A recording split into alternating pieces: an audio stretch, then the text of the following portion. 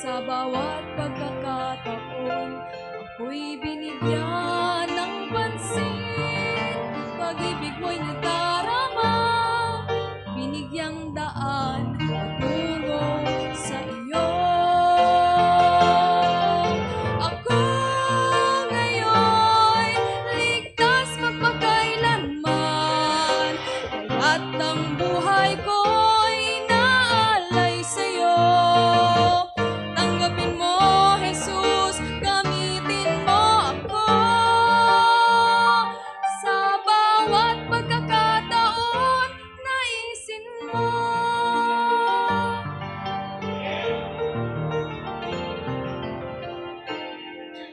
Ang buhay ko noon ay walang sigla, saan man patungo, di alintana, ngunit ako